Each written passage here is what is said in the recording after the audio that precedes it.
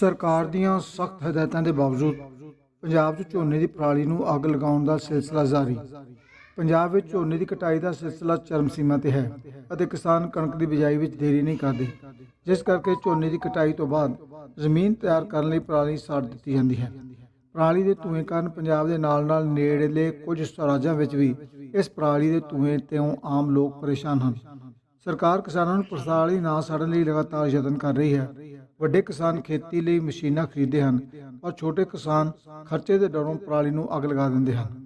ਪਿੰਡਾਂ ਵਿੱਚ ਬਣੀਆਂ ਸੁਸਾਇਟੀਆਂ, ਪੰਚਾਇਤਾਂ ਅਤੇ ਕਸਟਮ ਹਾਇਰਿੰਗ ਸੈਂਟਰਾਂ ਵਿੱਚ ਸਰਕਾਰ ਨੇ ਛੋਟੇ ਕਿਸਾਨਾਂ ਦੀ ਸਹੂਲਤ ਲਈ ਹੈਪੀ ਸੀਡਰ ਤੇ ਹੋਰ ਮਸ਼ੀਨਾਂ ਦਿੱਤੀਆਂ ਹਨ ਤਾਂ ਜੋ ਕਿਸਾਨ ਘੱਟ ਕੀਮਤ ਤੇ ਮਸ਼ੀਨਾਂ ਕਿਰਾਏ ਤੇ ਲੈ ਕੇ ਕਣਕ ਦੀ ਬਿਜਾਈ ਲਈ ਜ਼ਮੀਨ ਤਿਆਰ ਕਰ ਸਕਣ। ਕੁਝ ਕਿਸਾਨ ਸੁਸਾਇਟੀ ਤੋਂ ਕਿਰਾਏ ਤੇ ਮਸ਼ੀਨਾਂ ਲੈ ਕੇ ਪਰਾਲੀ ਨੂੰ ਨਾ ਸਾੜ ਕੇ ਕਣਕ ਦੀ ਬਿਜਾਈ ਕਰ ਰਹੇ ਹਨ ਅਤੇ ਕੁਝ ਕਿਸਾਨ ਖਰਚੇ ਦੇ ਡਰੋਂ ਪਰਾਲੀ ਨੂੰ ਅੱਗ ਲਗਾ ਰਹੇ ਹਨ। ਸਰਕਾਰ ਦੀ ਇਹ ਕੋਸ਼ਿਸ਼ ਹੈ ਕਿ ਇਸ ਸਾਲ ਪਰਾਲੀ ਨੂੰ ਸਾੜਨ ਤੋਂ ਰੋਕਿਆ ਜਾਵੇ, ਜਿਸ ਕਰਕੇ ਪਿੰਡਾਂ ਦੇ ਨੰਬਰਦਾਰਾਂ ਨੂੰ ਜ਼ਿੰਮੇਵਾਰੀ ਦਿੱਤੀ ਗਈ ਹੈ। ਜੇਕਰ ਕੋਈ ਕਿਸਾਨ ਅੱਗ ਲਗਾਉਂਦਾ ਹੈ ਤਾਂ ਉਹ ਉਸ ਨੂੰ ਰੋਕ ਕੇ ਪ੍ਰਸ਼ਾਸਨ ਨੂੰ ਸੂਚਿਤ ਕਰੇ। ਦੇਖਣਾ ਹੋਵੇਗਾ ਕਿ ਪ੍ਰਸ਼ਾਸਨ ਤੇ ਸਰਕਾਰ ਪਰਾਲੀ ਸਾੜਨ ਨੂੰ ਰੋਕਣ ਵਿੱਚ ਕਿੰਨੀ ਕੁ ਕਾਮਯਾਬ ਹੁੰਦੀ ਹੈ। ਪਰਾਲੀ ਸਾੜਨ ਤੇ ਨਾ ਸਾੜਨ ਨੂੰ ਲੈ ਕੇ ਕੀ ਕਹਿੰਦੇ ਹਨ ਕਿਸਾਨ, ਸੁਸਾਇਟੀਆਂ ਦੇ ਕਰਮਚਾਰੀ, ਨੰਬਰਦਾਰ ਤੇ ਪ੍ਰਸ਼ਾਸਨਿਕ ਅਧਿਕਾਰੀ। ਪੰਜਾਬ ਗਲੋਬਲ ਲਈ ਮੋਗਾ ਤੋਂ ਬਿੱਟੂ ਪੁਰਵਾ ਦੀ ਰਿਪੋर्ट। तो छोटा ਜ਼ਿਮੀਂਦਾਰ ਬਗੈਰ ਅੱਗ ਤੋਂ ਕੋਈ ਹੱਲ ਨਹੀਂ ਕਰ ਸਕਦਾ ਜੀ। ਇੰਨਾ ਖਰਚਾ ਮੇਰੇ ਆਪ ਦੇ ਪਿੰਡ ਦੇ ਵਿੱਚ ਸੁਸਾਇਟੀ ਦੇ ਵਿੱਚ ਮੇਰਾ ਬਹੁਤ ਰੌਲਾ ਰਹਿੰਦਾ ਜੀ।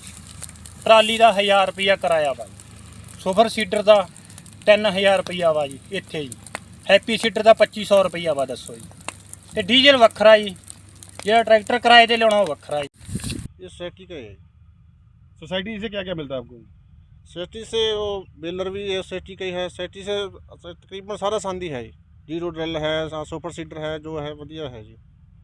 ट्रैक्टर भी सोसाइटी का है? हाँ, ट्रैक्टर भी सोसाइटी का है। अच्छा, ट्रैक्टर भी सोसाइटी बेचती है और बेलर भी वही का है और ड्राइवर भी उनका है? हाँ जी। तो खर्चा कितना लेते हैं? वो 400-500 रुपया लेते हैं सारे कितने टाइम का लेते हैं ये? 1 किले के। 1 किले की। तो जिस तरह कुछ छोटे किसान बोल देते हैं कि हमारे पास बड़ा ट्रैक्टर नहीं है, हम अफोर्ड नहीं कर सकते या पैसे ज़्यादा खर्चा आता है।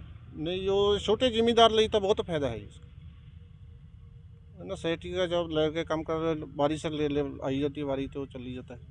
बड़े जो जिम्मेदार जिसके पास ट्रैक्टर है वो तो चलो पराली की कर लेता है। जो छोटा जिम्मेदार है वो तो लिए तो बहुत बढ़िया चीज़ है।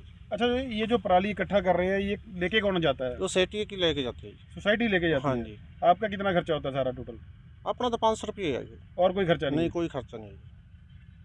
तो जो किसान खेतों में पराली को आग लगाते हैं उनको आप क्या कहना चाहोगे? अब तो ये यानी भी 2 दिन का वेट कर लेनी चाहिए उसको। बारिश से आ जाता है तो खेती में क्या कोई नहीं फायदा होता। आग लगाते तो क्या वातावरण खराब हो जाता है।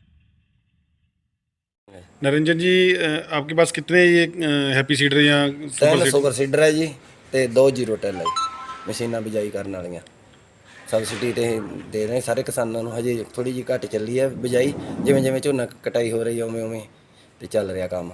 तो किराया वगैरह कितना लेते हो? किराया तो बहुत नॉर्मल ही लेने हैं, थोड़े बहुत थोड़ा। कितना किराया लेके किस हिसाब से देते हो किराए पे? हाँ, घंटे ते किराए कितना, 1 घंटे का किराया कितना लेते हो? बहुत 100-200 रुपये बड़ा नहीं है। हाँ जी, हैप्पी सीडर का 200 होगा, जीरो टेल का 100 रुपये। ये अग ना लाउण ते एर की बहुत घट अग लगी है, एर की बहुत वधिया ते संद भी बहुत चले है। पराली दी गट्ठा बन 300 किले तो उपर असीं गट्ठा बन चुके हैं ते काफ़ी सुपर सीडर नाल बिजाई हो रही है। जगत सिंह नंबरदार पिंड झंडे वाला। ਜਗਤ ਸਿੰਘ ਜੀ, ਸਰਕਾਰ ਨੇ ਡਿਊਟੀ ਲਾਈ ਹੈ ਨੰਬਰਦਾਰਾਂ ਦੀ ਕਿ ਪਿੰਡਾਂ ਦੇ ਵਿੱਚ ਪਰਾਲੀ ਨੂੰ ਅੱਗ ਨਾ ਦੇਖੋ ਲਾਈ ਜੀ, ਜਾਵੇ। ਨੰਬਰਦਾਰਾਂ ਨੇ ਜਿਹੜੀ ਡਿਊਟੀ ਲਾਈ ਆ, ਅਸੀਂ ਡਿਊਟੀ ਨਿਭਾਈ ਆ। ਵੈਸੇ ਗੁਰਦੁਆਰਿਆਂ ਜਾ ਕੇ ਅਨਾਉਂਸ ਕਰਾਇਆ, ਪਰ ਲੋਕ ਕਿੱਥੇ ਮੰਨਦੇ ਆ। ਜਿਹੜੇ ਗੌਰਮੈਂਟ ਨੂੰ ਨਹੀਂ ਮੰਨਦੇ, ਕੁਛ ਸਮਝਦੇ, ਨੰਬਰਦਾਰ ਕੀ ਕਰਨਗੇ। ਅਸੀਂ ਤਾਂ ਵੱਧ ਤੋਂ ਵੱਧ ਲੋਕਾਂ ਨੂੰ ਸੁਝਾਅ ਦਿੱਤਾ ਵੀ ਭਾਈ ਜ਼ਮੀਨ ਦੀ ਉਪਜਾਊ ਸ਼ਕਤੀ ਘਟਦੀ ਹੈ, ਜਿਹੜੇ ਸਹਿਯੋਗੀ ਜੀਵ ਹੈ ਉਹ ਮਰਦੇ ਆ। ਬਾਕੀ ਜਿਹੜੀ ਦਵਾਈ ਪਾਉਂਦੇ ਆਪਾਂ ਗੁੱਲੀ ਛਿੱਟੇ ਵਾਲੀ, ਉਹ ਸੁਆਹ ਦੇ ਉੱਤੇ ਕੰਮ ਨਹੀਂ ਕਰਦੀ। ਇਸ ਵਾਸਤੇ ਗੌਰਮੈਂਟ ਨੂੰ ਚਾਹੀਦਾ ਵੈਸੇ ਜਿਹੜਾ ਪਰਾਲੀ ਦਾ ਬੰਦੋਬਸਤ ਕਰਨਾ ਚਾਹੀਦਾ। ਵੈਸੇ ਜਿਹੜੀਆਂ ਗੱਠਾਂ ਗੁੱਠਾਂ ਵੱਢਣ ਵਾਲਾ ਕੰਮ ਹੈ ਉਹ ਗੌਰਮੈਂਟ ਕਰੇ ਤਾਂ ਕਿ ਲੋਕੀ ਪਰਾਲੀ ਨਾ ਸਾੜਨ। ਉਹ ਕਹਿੰਦੇ ਜਿਹੜੇ ਪਿੰਡਾਂ ਦੇ ਵਿੱਚ ਪਰਾਲੀ ਅੱਗ ਲੱਗਣ ਦੇ ਮਾਮਲੇ ਸਾਹਮਣੇ ਆਣਗੇ, ਜਵਾਬਦੇਹੀ ਨੰਬਰਦਾਰਾਂ ਦੀ। ਜਵਾਬਦੇਹੀ ਨੰਬਰਦਾਰ ਕੀ ਕਰੂਗਾ? ਨੰਬਰਦਾਰ ਲੜੂਗਾ ਜਾ ਕੇ? ਨੰਬਰਦਾਰ ਤਾਂ ਵੱਧ ਤੋਂ ਵੱਧ ਅਸੀਂ ਕਹਿ ਸਕਦੇ ਹਾਂ ਵੀ ਨਾ ਭਾਈ ਆ ਕੰਮ ਕਰ। ਜੇ ਉਹ ਗੌਰਮੈਂਟ ਦੇ ਆਖੇ ਨਹੀਂ ਜਦੋਂ ਹਟ ਰਹੇ, ਸੈਂਟਰ ਦੇ ਆ ਕੇ ਕਿਸਾਨ ਨਹੀਂ ਹਟ ਰਹੇ ਤੇ ਸਾਡੇ ਆ ਕੇ ਕਿੱਥੇ ਕੋਈ ਹਟ ਜੂਗਾ ਕੋਈ। जैसा कि हम सभी जानते हैं, जब ये धान की कटाई होती है इस टाइम पे इस फसल का जो रेजिड्यू होता है उसको मैनेज करने के लिए किसान उसको आग लगा देते हैं ताकि उनका जो फील्ड होता है वो जल्दी से जल्दी क्लियर हो सके, ताकि अगली जो गेहूं की फसल है वो उसमें बीज सके।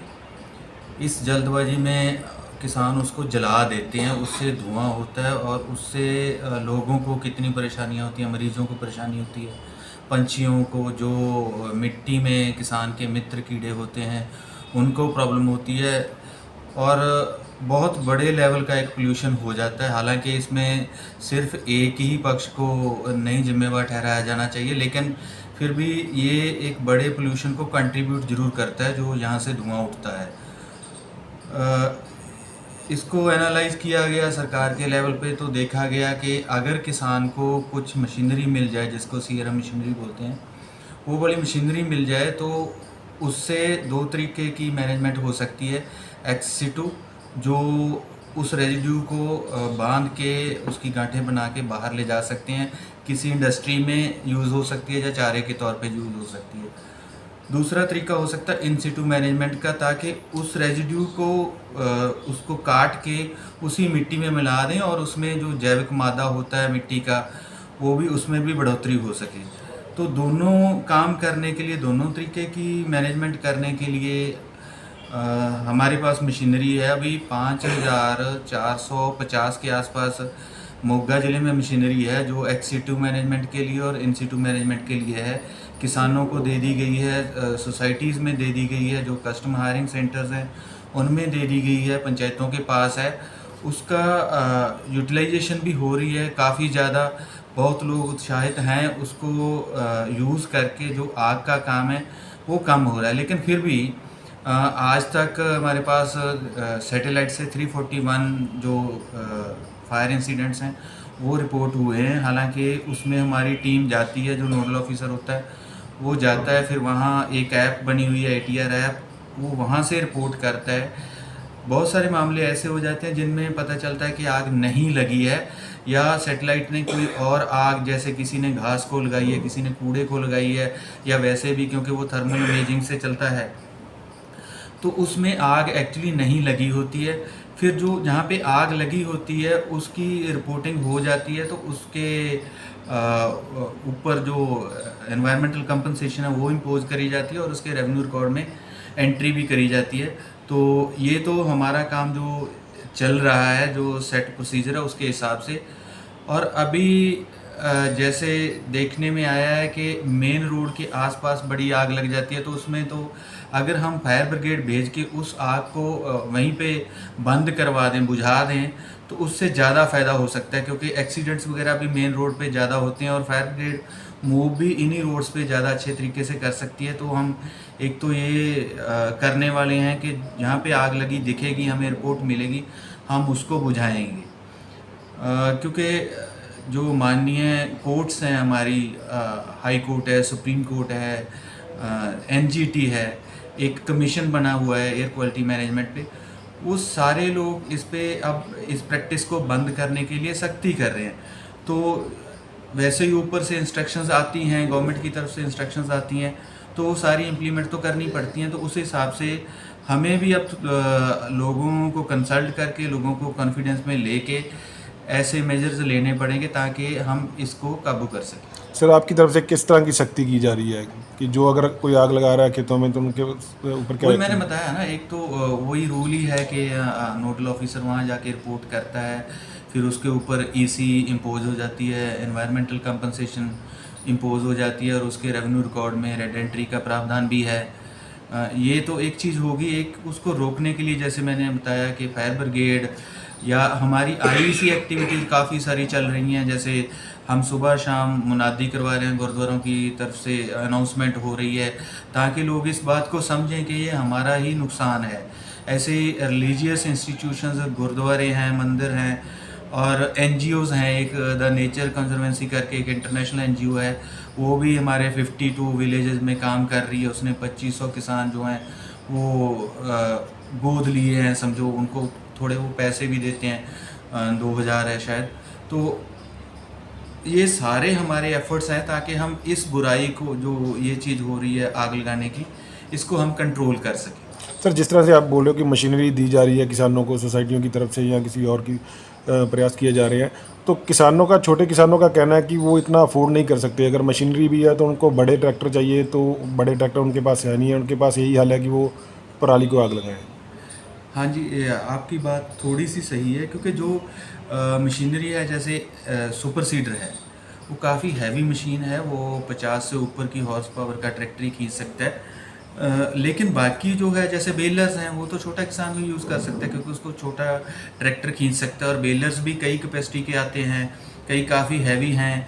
जो हमने एस्पिरेशनल डिस्ट्रिक्ट की तरफ से दिए हैं वो काफ़ी लाइट हैं, उनको बिल्कुल छोटा ट्रैक्टर भी खींच सकता है। मेरे पास अभी भी कुछ डाटा पड़ा था, उसके हिसाब से कि हमने जो कल तक का ये डाटा है कि 2861 एकड़ में हमने बेल्स बना दी हैं इन बेलर्स को यूज़ करके। और अभी हमारे पास 8000 के आसपास की और बुकिंग है कि हम बेल्स बनाना चाहते हैं। तो ये बेलर जो छोटे हैं, वो छोटे ट्रैक्टर भी खींच रहे हैं, वो चल रहे हैं। तो सर, जिस तरह से कहा जा रहा है कि पिछले साल से इस बार तक अब तक कम आग लगाई गई है मोगा में, तो आगे भी ये प्रयास जारी है कि आग बंद की जाए? हाँ जी, हाँ, हमारा प्रयास है कि इसको 50% से नीचे ले आएँ। ये हमारा